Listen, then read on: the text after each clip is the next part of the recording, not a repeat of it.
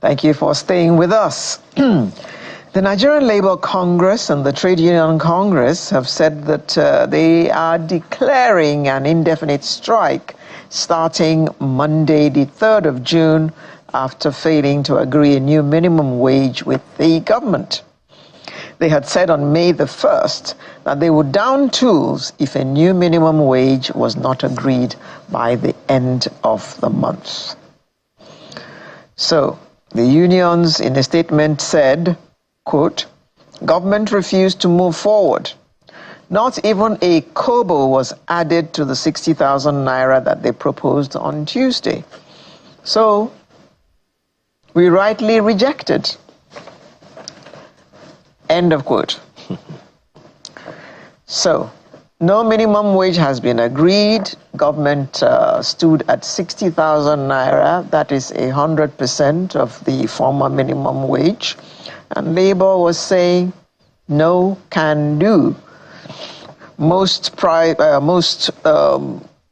services and goods have gone up by 300, 400%. So how can an increase of 100% to the workers deal with that level of increase? We're going to have this conversation with the Director General and CEO, Manufacturers Association of Nigeria, Mr. Segun Ajayi Kadiri. Good morning, Mr. Ajayi Kadiri. Good morning, and thank you for having me on your show. So, Labour is calling out a strike yet again. What are your thoughts about this strike at this time when things are very difficult? They're very difficult, I know, and Labour is asking for more money for workers. I mean, what government is offering is only the equivalent of $40. Your thoughts? Okay, thank you again for having me. I think that to start with, this is a very difficult time for anyone to negotiate minimum wage. So from the perspective of government and the perspective of labor, and of course the organized private sector, we operate in an environment where there is a general acceptance of the fact that the macroeconomics are not right. Even the global economy is experiencing a lot of shake-up, and the domestic economy itself is grappling with the aftermath of government's necessary reforms.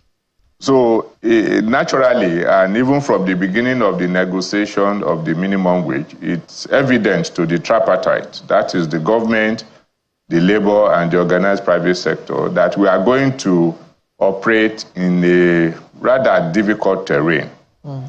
So when we finished the meeting on the national minimum wage, which was generally called to have some agreement, some closure on the rates to be agreed, it's unfortunate that Labour chose the path of declaring a strike and rejecting the offer of both the government and the organized private sector.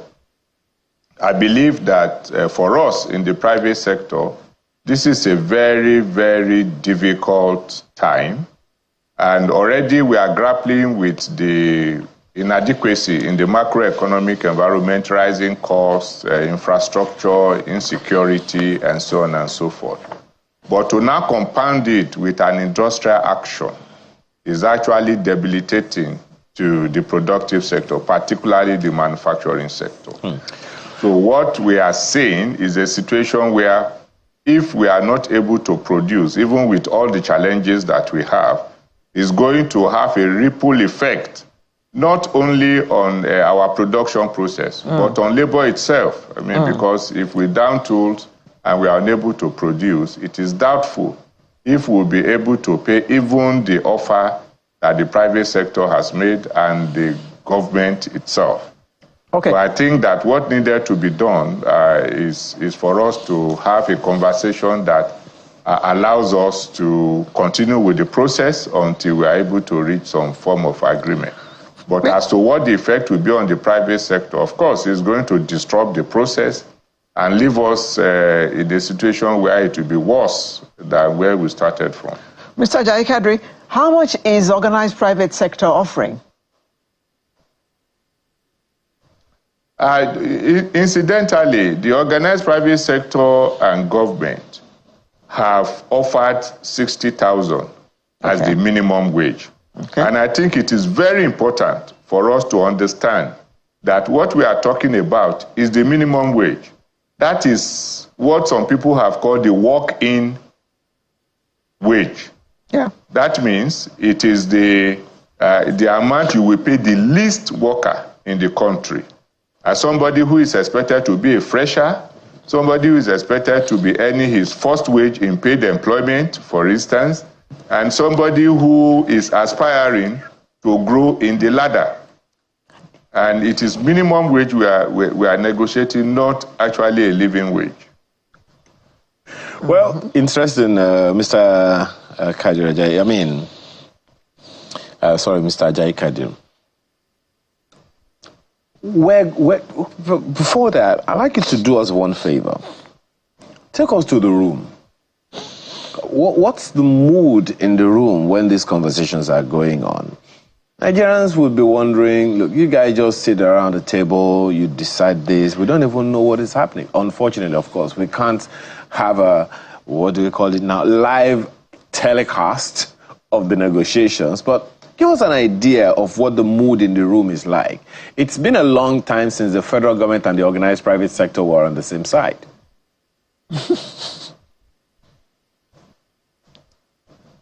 Yeah, so I think that what has happened now is that we have reached the critical stage where we all have to come together. And it's a very interesting development, and I get the direction you are coming from. We see what has happened is that all of us in the tripartite, the government, the labor, and the private sector, we all knew that we were operating in a very difficult environment. The government itself realized that it has limited capacity to pay. The private sector is constrained by macroeconomic and infrastructure security challenges. So we're also constrained to pay. And labor is under intense pressure from its constituency to ask for higher wages because inflation has hit the roof and the operating environment is tough. The average income compared to what it can buy is shrinking. So we were all uptight about the operation. And throughout the negotiation process, we made it known that this is not the best of times to negotiate minimum wage. This is not the best. This is the time for us to agree to grow the economy, queue behind the government, and grow the economy in such a way that we will bake a bigger cake and then we'll be able to share. I mean, we must not lose sight of the fact that before this administration came in, our economy suffered. And we are now experiencing the hardness of insensitivity of government to what needed to be done at the appropriate time. So we have a situation where we have to negotiate the minimum wage.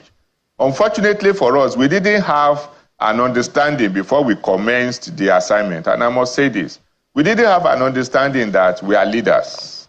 As elites, we needed to have a correct understanding of where the country is at this time.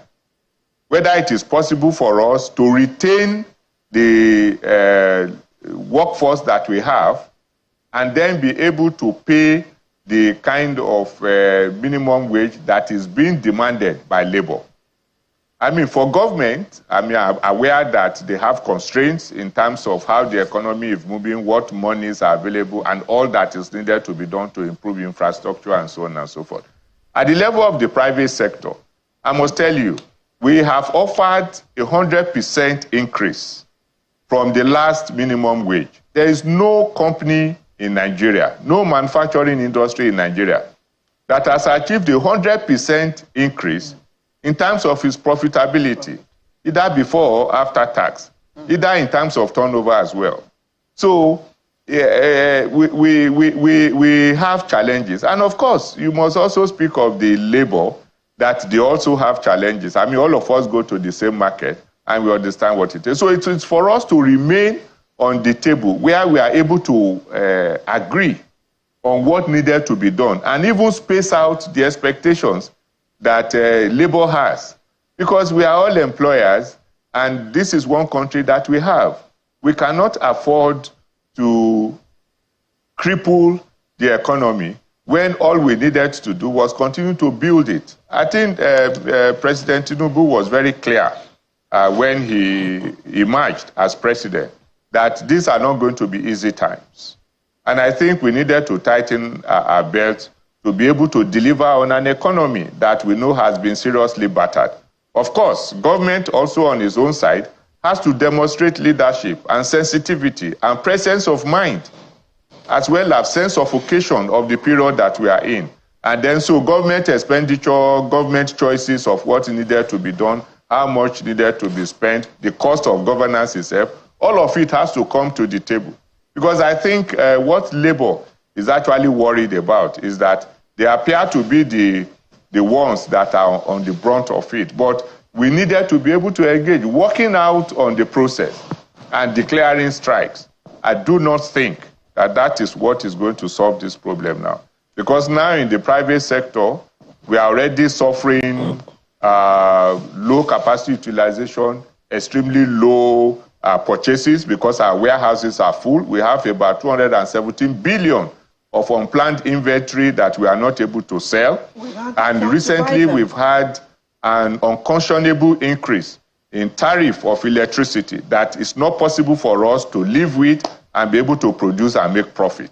So there are so many challenges that are coming. And I believe that the tripartite ought to be able to have an engagement that will allow us to maybe space out our challenges and reach an amicable settlement as to what we can do and how we can scale up immediately. Mr. Jai-Kadri, I feel for you, and by you I mean each of you at that meeting, because each person will bring up points and the points will be valid. The worker, for instance, has to face hikes in housing costs, hike in transportation costs, hike, in fact, feeding in capital letters he has to face, electricity in capital letters, all those have gone up by several percentage points. Then government will put forward its own case as well, which are valid, but the worker, of course, is looking at government. If you tightened your belt a bit, maybe you could offer us a bit more. If you reduced all the loopholes where stealing is going on, where we hear that XYZ minister or this has gone away with several billions, then maybe you will be able to find more money to pay us. And OPS also has its own points. So I feel for all three of you at this meeting, but the laborer is thinking about, how am I going to pay all these bills?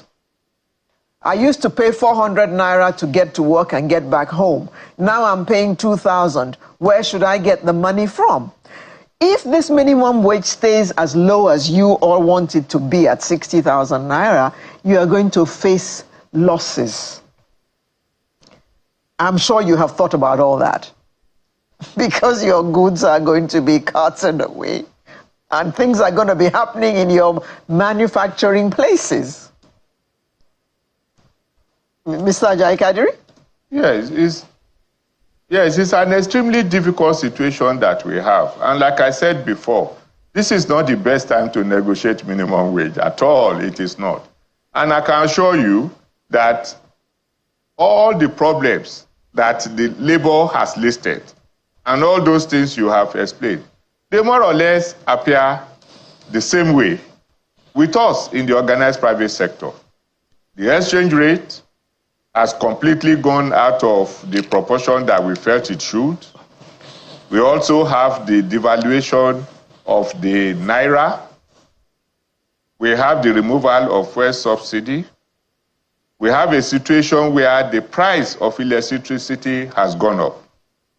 Apart from the price of electricity, we all know that there are several reforms that needed to be made. And I think Mr. President was very clear as to what we needed to do. He didn't leave anybody in doubt that times are going to be hard. Yeah. So what was needed, like you rightly said, was for government to demonstrate that we are all in it together. Thank you. And so you will expect that there will be an immediate wind down on cost of governance. Thank you. Both in the executive arm of government and in the legislative arm of government. Probably this will have sent the right signals to Labour. But I must say that we should never lose sight of the fact that what we are negotiating is the minimum wage. Of course, there will be consequential adjustment for all other cadres. But we needed to be able to continue to have a conversation. What I'm particularly worried about, and what the private sector is worried about, is the absence of consultations. You see, because you rightly recognize that these are difficult times, you cannot expect us to reach an agreement very quickly. The federal government itself is constrained because after fixing the minimum wage, the next important thing is sustainability. There are some states that have only started to pay what we agreed 5 years ago. We needed to deal with the issue of compliance. And you know, immediately Mr. President signs, it becomes law. Now, for all those who have failed to comply in the last 5 years, there has been no consequence. I mean, so what is the certainty we have?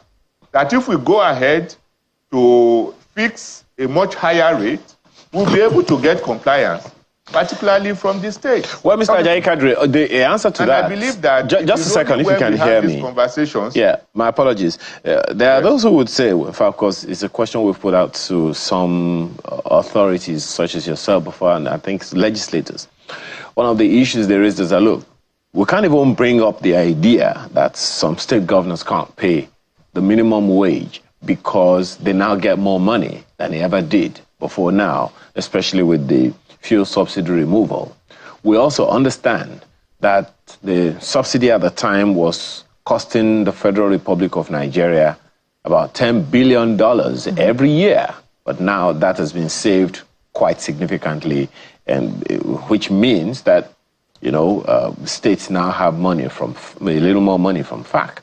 But then there is also the argument that some people, workers, labor, whoever, will bring up that, look, even though you say that federal government is going to feel it, the organized private sector is going to feel it, they say that you guys are living large. CEOs of government organizations, of private organizations, they are living large, right around in their SUVs, you know, big salaries and very, very expensive and affluent benefits to their pay.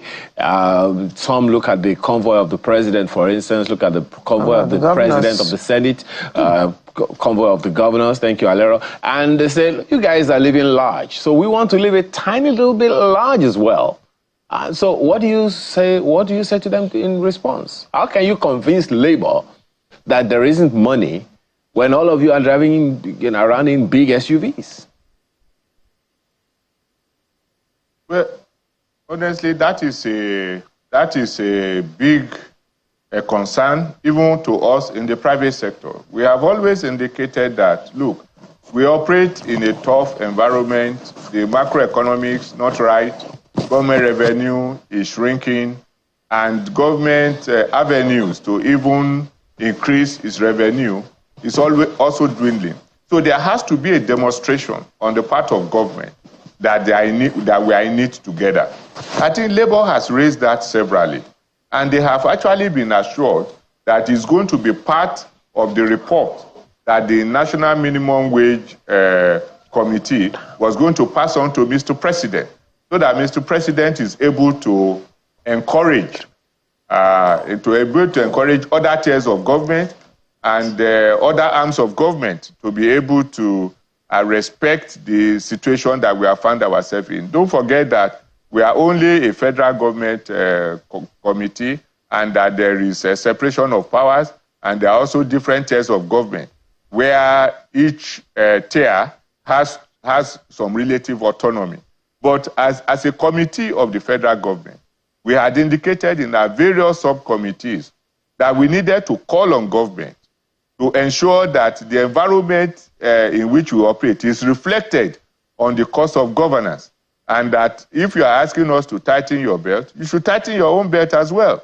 I mean, so that we all know that when we do get out of this, we will all loosen our belts at the same time.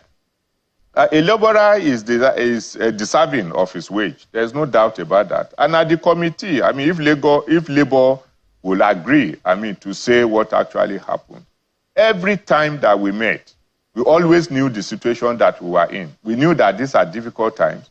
We know that we have not gotten our macroeconomics right. We know that there's insecurity, there's infrastructure deficiency.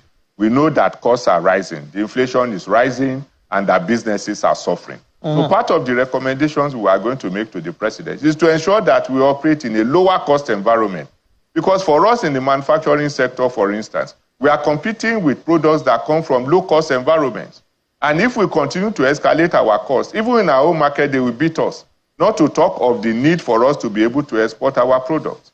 Everyday costs are rising. And even electricity that you yourself mentioned, it constitutes about 28 to 40% of our cost structure. So when you move it up by more than 250%, what are you saying? You're asking everyone that is manufacturing to go home. And we can't afford that. You can imagine if, as labor declared that they are going on strike, the manufacturing sector also goes on strike, for instance. We'll bring the country, but that cannot be in the interest of anybody. It's not in the interest of labor. It's not in the interest of organized private sector. And it's certainly not in the interest of government. Because President Tinubu had promised that he was going to improve production.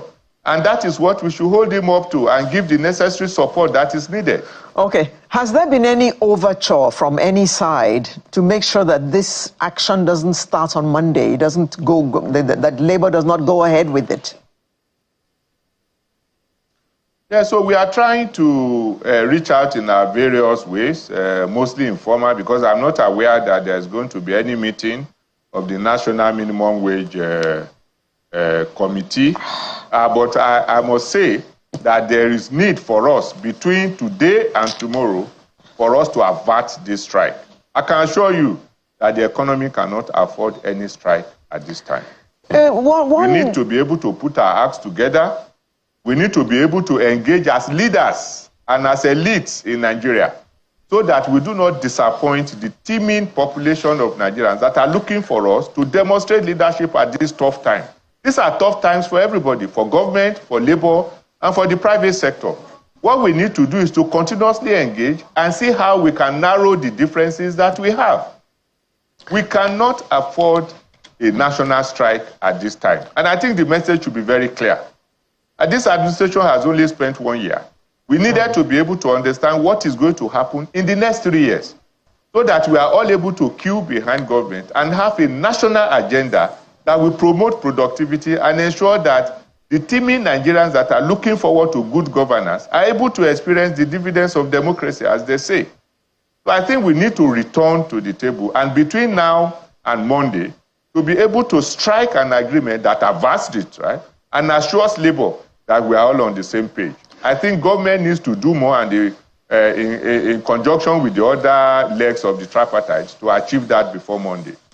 The press conferences that Labour has had after those meetings generally give the impression that government does not care. I don't know if some of us are reading the wrong meanings into what things are being said and what things are not being said. Do you get that feeling? Well, I don't think that government does not care. I believe that government is constrained. I mean, that's my honest opinion. Government is constrained to pay higher. And I think that is the same thing also with us, because, I mean, what we are talking about is the minimum wage. And in the membership of MAN, for instance, we have more than 75% of us that are in the small scale segment. So we need to be able to understand what they can pay. Because when this minimum wage is signed into law, what it means is that it becomes a disobedience of the law when you pay lower. So we should get the sense we are talking about. That means that any manufacturer, for instance, that has more than maybe 60 or 70 workers must pay a minimum of 60,000. How profitable are you to be able to deliver? Capacity utilization in the manufacturing sector is less than 50%. Our profitability has dwindled. Everybody has his warehouse full, and Nigerians are not able to buy. So if you raise the minimum wage, where are you going to pay? I mean, we have cases of industries leaving Nigeria. Why are they leaving? It's because of the tough environment. So if you raise the minimum wage beyond what we are able to pay, you are simply asking for downsizing and inability to pay. So I think that for government, I don't see any feeling of that they do not care. It's just that government must demonstrate that they are also in this for us, and to ensure that we remain on the negotiation table so that we'll be able to have an agreement that works for everybody. Because those in labor are also Nigerians. Government itself is Nigerian. Our president is a Nigerian. And those of us that operate in the private sector, we are Nigerians. We all go to the same market. So, I mean, we should be able to have we should be able to be patriotic enough to agree on something that will be agreeable to Nigeria. We must not be unmindful of the fact that the labor is representing a huge number of workers. But at the same time, there are so many Nigerians that are not government workers. Yes. And I believe that when we negotiate this minimum wage, it's going to have a national application.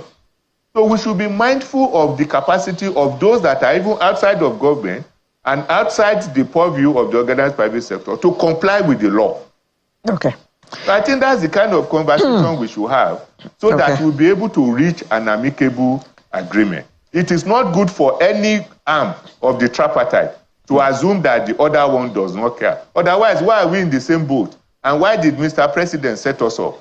I mean, we're a group of people that are supposed to lead the country at this difficult time. And we need to exercise restraint, we need to exercise understanding, and we need to be conscious of the environment in which we operate. I can recall, I don't know whether it's right to say it, but the coordinating minister for the economy has laid the figures on the table about how we are performing and how we are delivering. So it is for us to look at it and negotiate effectively so that we provide leadership. Nigeria is desirous. Nigerians are desirous of an environment where all the players queue behind an administration to deliver national development. That is what we need. And I don't think staying away and throwing tantrums and the rest is going to deliver that. CEO, Manufacturers Association of Nigeria, Mr. Segun Ajayi Kadiri. Please do all you can to avert the strike of Monday, because in our circumstances now, the last thing we need is an industrial action. The hunger is enough as it is, and it will get worse should there be any strike action. Thank you very much for coming on Sunrise this morning. Sunrise will return in just a moment with Lifestyle. Thank you.